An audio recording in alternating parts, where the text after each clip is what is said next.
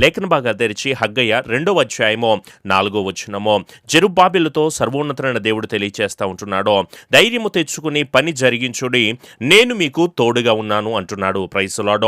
ఈరోజు మనకి కూడా ఈ వాగ్దానాన్ని, ఈ మాటను దేవుడు తెలియచేస్తున్నాడు. ఎందుకు అంటే మనం ఎన్నో రకాలైన పనులు మనము తలపెట్టి ఉన్నాము, ఎన్నో కార్యాలు మన కుటుంబంలో జరగాలని, ఎన్నో సమస్యల నుంచి విడుదల మనం పొందుకోవాలని, ఎన్నో భారభరితమైన భయంకరమైన పరిస్థితుల్లో నుంచి దేవాది దేవుడు మనల్ని లేవనెత్తాలని, నడిపించాలని మనం ఎంతో ఆశతో, ఆలోచనలతో మనం ధైర్యాన్ని కోల్పోతూ దిగులు పడుతున్న సమయంలో దేవుడు మనకిస్తున్న మాట, జెరుబ్బాబెలు నువ్వేం దిగులు పడాల్సిన అవసరం లేదో, ధైర్యము తెచ్చుకో, నీ పని నువ్వు జరిగించు. ఎందుకో తెలుసా, నేను నీకు తోడుగా ఉండి నడిపిస్తానని దేవాది దేవుడే మనతో మాట్లాడుతున్నాడు. దేవునికి మహిమ కలుగును గాక. ఎందుకంటే బాధలు వచ్చినప్పుడు మనల్ని విడిపించేది ఆయనే కదా. శ్రమ దినము మన మీదకి వచ్చినప్పుడు మనము చేతకాని వాడిగా మిగిలిపోకూడదు. ఒకవేళ కృంగిపోతేనో, బాధపడిపోతేనో, వేదన పడిపోతేనే ఇంక మనం దేవుని ఆరాధన చేసి ఏం ఉపయోగమో ఆయనే మనకు తెలియచేస్తున్నాడో.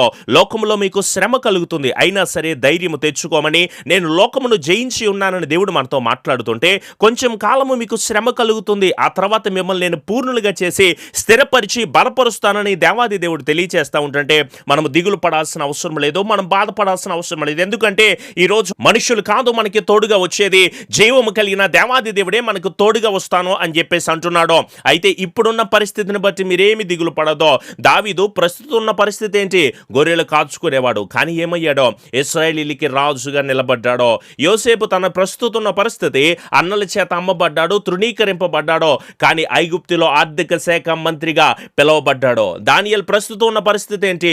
దీనుడిగా సింహాల భూమిలో వేయబడ్డాడు, కానీ దానియేలు ప్రధానమంత్రి హోదాలో శ్రేష్టముగా దేవుని దగ్గర పిలువబడేవాడిగా ఉంటున్నాడు. ఈ రోజు వాక్యం ఇట్టున్న ఎవరైనా సరే ఇప్పుడు దీనమైన పరిస్థితిలో ఉండొచ్చో, దారిద్ర్యమైన స్థితిలో ఉండొచ్చో, పేదవాడిగా నువ్వు ఉండొచ్చో, ఎన్నో కార్యాలు నీ కుటుంబంలో జరగ, ఎన్నో విషయాలు నీ పట్ల జరగక నువ్వెంతో బాధపడుతూ, దిగులు పడుతూ, ఏంటో పాస్టర్ గారు ఏం అర్థం కాని భయంకరమైన పరిస్థితుల్లో నేను ఉంటున్నాను అని చెప్పేసి మీరు అనుకుంటూ ఉండొచ్చు. కానీ మనము నమ్మిక కలిగిన దేవుడు, ఆయన యందు విశ్వాసము ఉంచితే ఆయన తన చేతిని వదిలిపెట్టని, విడనాడని దేవుణ్ణి మనమందరూ కూడా ప్రకటించే వారిగా ఉంటున్నాము. ఆయన దుఃఖాన్ని చూస్తాడో, నీ అప్పుల బాధలను చూస్తున్నాడు ఆయన, నువ్వు కుటుంబంలో పడుతున్న వ్యాధులను చూస్తున్నాడో, నీవు అవమానాలు పొందుకుంటున్నావు, నిందలు పొందుకుంటున్నావో, విదేశాల్లో ఉండి క్షేమం లేక, అయ్యో ఈ పని నేను చేసుకోలేకపోతున్నానండి, నేను ఇండియా రావడానికి అవకాశం లేదో, నా యజమానులతో చాలా ఇబ్బందిగా ఉంటుంది, అక్కమ సమస్యలని, కోర్టు సమస్యలని, కుటుంబ సమస్యలని, ఆర్థిక ఇబ్బందులని, నా భర్త ఒక సమస్య, నా భార్య ఒక సమస్య, నా బిడ్డల ఒక సమస్య, నేను ఎంతగానో కలవరపడుతున్నానండి. ఎవరికి చెప్పుకోమంటారు? ఎవరికి చెప్పుకున్నా కూడా అర్థం కాదు, పైగా నవ్వుతారు, హేళన చేస్తారు. కానీ సర్వోన్నతుడైన దేవాది దేవునికి మీరు చెప్పుకోండి, అనుకున్నది జరగట్లేదని మీరు బాధపడతా ఉంటున్నారేమో, ఎవరు నన్ను పట్టించుకోవట్లేదు పాస్టర్ గారని దిగులు పడతా ఉంటున్నారేమో, ఎంతోమంది నన్ను కలవర పెడుతున్నారని దిగులు పడుతూ, బాధపడుతూ, హేళన చెందుతూ ఉంటున్నారేమో. ప్రస్తుత పరిస్థితి నువ్వు అనుభవిస్తున్న కష్టం అనేది కాదో, తర్వాత పూర్ణులుగా చేసి స్థిరపరుస్తానన్న దేవుని మాట ఎడల మీరు విశ్వాసాన్ని కలిగి ఉండండి. 12 సంవత్సరాల నుంచి ఒక భయంకరమైన రోగము చేత ఒక తల్లి బాధపడతా ఉంటుంది. అయినా సరే యేసయ్య దగ్గరికి వెళ్తే నేను పరిపూర్ణమైన కాపుదల పొందుకుంటాను అని చెప్పేసి పూర్ణమైన నమ్మిక కలిగి యేసయ్య దగ్గరికి వచ్చి మోకరించి ప్రార్థన చేసి ఆయన వస్త్రపు చెంగును ముట్టుకుంది, పూర్తి స్వస్థత పొందుకుంది. అది 18 సంవత్సరాల నుంచి నడుము వంగిపోయిన స్త్రీ అయినా సరే, 38 సంవత్సరాల నుంచి కోనేటి దగ్గర పడి ఉన్న రోగైనా సరే, చనిపోయిన యాయిరు కుమార్తె అయినా, చనిపోయిన నాయిని విధవరాలి కుమారుడైనా, చనిపోయిన లాజరైనా, ఈరోజు నీవైనా నేనైనా ఏ స్థితిలో ఉన్నావో, ఎలా పడిపోయావో, ఎలాంటి దారుణమైన పరిస్థితిలో ఉన్నావో, ఎలాంటి దయనీయమైన పరిస్థితిలో ఉంటున్నావో, వాట్ ఎవర్ నీ సిచ్యువేషన్, నీ ప్రాబ్లం అంతటిని కూడా ఒక్కసారి పక్కన పెట్టి నడిపించే దేవుని వైపు, స్థిరపరిచే దేవుని వైపు, మన ప్రతి సమస్య కూడా పరిష్కారాన్ని తెలియచేసే జీవాధిపతి వైపు గనక చూస్తే, క్రీస్తును గనక మీరు అంగీకరించి గనక ఆయన వెనక గనక మీరు నడవగలిగితే పరలోక రాజ్యములో రాజుగా మనం పిలువబడతామో, పరలోక రాజ్యములో రాణిగా మనం పిలువబడే గొప్ప భాగ్యాన్ని మనం పొందుకుంటామో. పాస్టర్ గారు ఈ కష్టాలను తట్టుకోలేకపోతున్నావు. ఎస్, మనుషులకు వస్తున్న కష్టాలే తప్ప నీకు ఏ సమస్యను కూడా అనుమతించట్లేదు. అప్పులు మనుషులకు ఉంటున్నాయే, వ్యాధులు మనుషులకు ఉంటున్నాయే. అయ్యో నేను ఎదుర్కొన్న కష్టాలు ఎవరికి లేవనుకుంటున్నావా? పొరపాటే. కానీ దేవుడు మనకు ఒక శ్రేష్టమైన పరిష్కారాన్ని ఇవ్వబోతున్నాడో. యోసేపు జీవితంలో ఎన్నో రకాలైన కష్టాలు వచ్చినాయండి, ఎన్నో శ్రమలను అనుభవించాడు, కానీ తాను కొంత సమయం మాత్రమే కష్టాన్ని అనుభవించాడో. అధికమైన దీవెన, అధికమైన ఆశీర్వాదము కేవలం ఒక 13 సంవత్సరాలు కష్టాన్ని అనుభవించాడేమో, కానీ 70 సంవత్సరాలకు పైగా, 80 సంవత్సరాలకు పైగా నూరంతల కృపను పొందుకోలేదా యోసేపు? ఈరోజు మీతో కూడా అదే చెప్తున్నాను. దేవుడు మనకు ఏదో ఒక పాఠాన్ని నేర్పించాలని ఆయన సిద్ధ సిద్ధపడుతున్నాడో, ఆయన మన పట్ల ఏదో ఒక ఆలోచన కలిగి ఉన్నాడో, ఆ ప్రణాళిక కోసం మనమందరం సిద్ధపాటు కలిగి ఉందామో. ఎలా చేయాలి పాస్టర్ గారు, నాకు ప్రార్థన తెలీదు అని చెప్పేసి అంటున్నారేమో. ఏమీ లేదు బ్రదర్, ఏమీ లేదు సిస్టర్, చక్కగా మోకరించండి.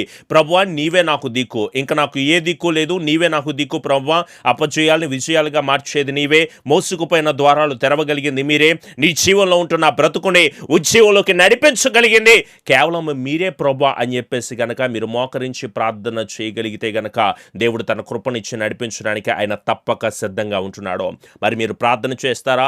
ప్రార్థన చేస్తున్నామని చెప్తా ఉంటున్నారు కానీ నిజమైన ప్రార్థన చేయలేని బిడ్డలుగా మార్చబడుతున్నారు. మీరు ప్రార్థనలో ఉన్న శక్తి తెలియక, ప్రార్థనలో ఉన్న ఆశీర్వాదం తెలియక, ప్రార్థనలో ఉన్న కృప తెలియక మీరు ప్రార్థించలేని బిడ్డలుగా ఉంటున్నారు. అందుకే మీకు మరొకసారి హెచ్చరిక చేస్తూ నేను చెప్పగలను, గనక మనమందరం కూడా కలిసి ప్రార్థన చేయగలిగితే దేవుడే తన కృపనిచ్చి నడిపించడానికి సిద్ధంగా ఉంటున్నాడో.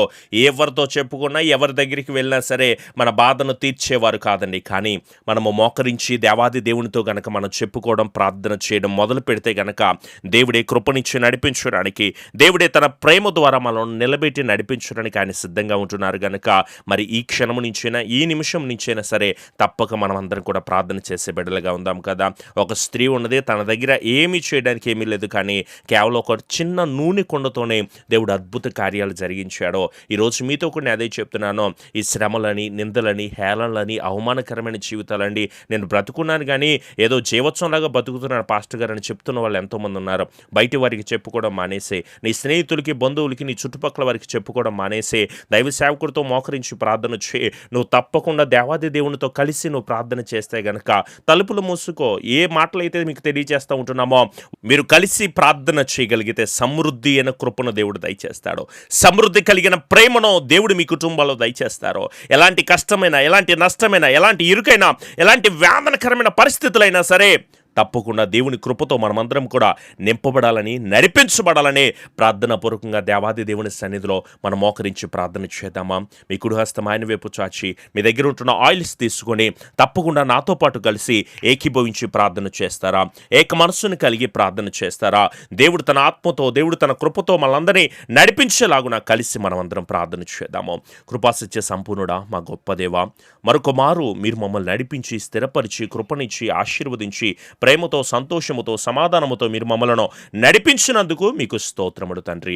బిడ్డల కుటుంబాలు దీవించిన దేవా, ఎన్నో బలహీనతల సమయంలో, ఎన్నో వేదనకరమైన పరిస్థితుల్లో మీరు మీ బిడ్డలకు తోడై ఉన్నందుకు మీకు స్తోత్రములు తండ్రి. ఈ భయంకరమైన కరోనా సమయంలో ప్రభు నీ బిడ్డలకి మీ కాపుదల మీరు అందించి, స్థిరపరిచి, ఆశీర్వదించండి. విదేశాల్లో ఉంటున్న మా ఆత్మీయ కుటుంబాలకు మీ క్షేమాన్ని మీరు దయచేయండి. మా దేశంలో అనేక రాష్ట్రాల్లో ఉండే వాక్యాన్ని వింటున్న ప్రతి కుటుంబాలు కూడా బిడ్డలను దీవించి, ఆశీర్వదించి, కృప దయచేయండి ప్రభు. ఉదయకాలపు లైవ్ ఆరాధనలో మీరు మాకు తోడయ్యండి, రాత్రికాలపు లైవ్ ఆరాధనలో మీరు మాకు తోడై ఉండండి ప్రభు. అలాగే వైద్యులకు, పోలీసులకు, కార్మికులకు, ప్రభుత్వాలకు మంచి జ్ఞానాన్ని మీరు దయచేయండి ప్రభు. అప్పుల బాధలో ఉంటున్న వారికి విడుదల మీరు దయచేయండి. తాగుడి జీవితం నుంచి, వ్యభిచార జీవితం నుంచి, పాప జీవితం నుంచి, ప్రతి దురాత్మ శక్తి నుంచి, ఆరోగ్య సమస్యల నుంచి, ఏ తాగుడైతే బిడ్డలు జీవిస్తూ ఉంటున్నారో వాటి నుంచి పూర్తి విడుదల కుటుంబాలకి మీరు అనుగ్రహించి ఆశీర్వదించండి. ఏదైతే బిజినెస్లో వాళ్ళు జీవితాన్ని కలగాలని ఆశపడుతున్నారు ప్రభు, వారి పట్ల మీ అద్భుత కార్యాలు మీరు జరిగించి స్థిరపరిచి కృప దయచేయండి. మీరే దిక్కు అని, మా వేదనలను గొప్ప దీవెనగా మార్చగలిగింది కేవలము మీరే అని ప్రభువా మేమంతా వేశారుతూ, ప్రార్థిస్తూ, వేడుకుంటూ ఉండగా నాయన ఒక్కసారి మీ జయాన్ని మీరు మాకు అందించి, ఆశీర్వదించి, కృపతో, క్షేమముతో బిడ్డల కుటుంబాలన్నింటినీ నింపి, దీవించి, బలమును దయచేసి ఆశీర్వదించుమని మా ప్రియ రక్షకుడైన యేసు నామములో అడుగుచున్నాము తండ్రి. ఆమెన్. మీ ప్రార్థన అవసరతలు మాకు తెలియచేయండి. తప్పకుండా వాటన్నిటి విషయమే ఎల్లప్పుడూ కూడా ప్రార్థన చేసేవారిగా ఉంటాము. అలాగే ఈ ఛానల్ని సబ్స్క్రైబ్ చేసుకోండి. మీ స్నేహితులకి, బంధువులకి తప్పకుండా ఈ వాక్యాన్ని గురించి తెలియచేయండి. దేవుని మందిర నిర్మాణాల కోసమో సహకారులుగా ఉంటున్న ప్రతి కుటుంబాన్ని కూడా దేవుడు దీవించునుగాక. ప్రతిరోజు ఉదయకాలపు లైవ్, అలాగే రాత్రికాలపు లైవ్ ఆరాధనలో మనమందరూ కూడా కలిసి దేవుడి నామాన్ని గణపరుస్తూ మహిమపరిచే వారిగా ఉందాం. May God bless you all. దేవుడు మిమ్మును, మీ కుటుంబాలు దీవించునుగాక. ఆమెన్.